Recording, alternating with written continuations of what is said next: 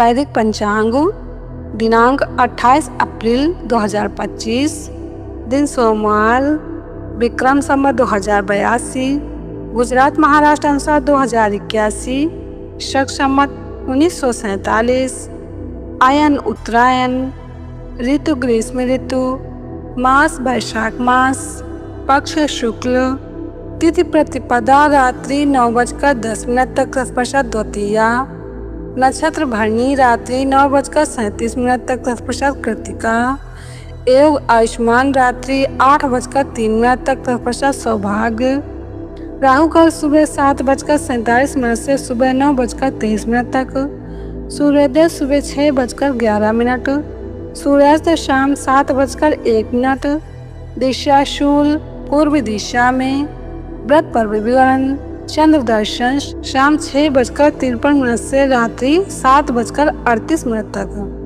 विशेष प्रतिपदा को कूष्मांड कुम्हड़ा पेठा न खाएं, क्योंकि यह धन का नाश करने वाला है। ब्रह्मपुराण ब्रह्मखंड। वैदिक पंचांग अक्षय फलदायी अक्षय तृतीया 30 अप्रैल 2025 बुधवार को अक्षय तृतीया है। वैशाख शुक्ल तृतीया की महिमा मत्स्य पुराण, स्कंद पुराण, भविष्य पुराण, नारद पुराणों व महाभारत आदि ग्रंथों में है। इस दिन किए गए पुण्य कर्म अक्षय, जिसका क्षय न हो, वो अनंत फलदायी होते हैं, अतः इसे अक्षय तृतीया कहते हैं। यह सर्व सौभाग्यप्रद है। यह युगादि तिथि यानी सतयुग व त्रेता युग की प्रारंभ तिथि है। श्री विष्णु जी का नर नारायण हयग्रीव और परशुराम जी के रूप में अवतरण व महाभारत युद्ध का अंत इसी तिथि को हुआ था।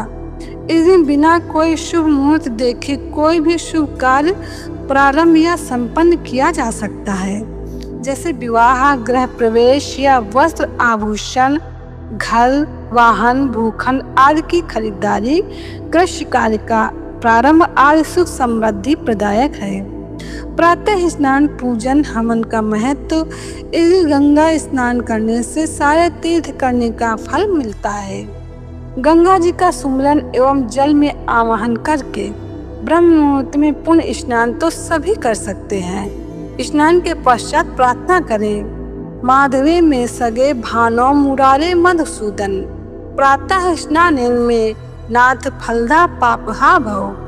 हे मुरारे, हे मधुसूदन, वैशाख मास में मेष के सूर्य में, हे नाथ, इस प्रातः स्नान से मुझे फल देने वाले हो जाओ और पापों का नाश करो। सप्तधान, उपटन व गौधन मिश्रित जल से स्नान पुण्यदायी है। पुष्प, धूप, दीप, चंदनम, अक्षत यानी कि साबुत चावल आदि से लक्ष्मी नारायण का पूजन व अच्छत से हवन अक्षय फलदायी है। जप, उपवास व दान का महत्व। इस दिन किया गया उपवास, जप, ध्यान, स्वाध्याय भी अक्षय फलदायी होता है। एक बार हल्का भोजन करके भी उपवास कर सकते हैं। भविष्य पुराण में आता है कि इस दिन दिया गया दान अक्षय हो जाता है।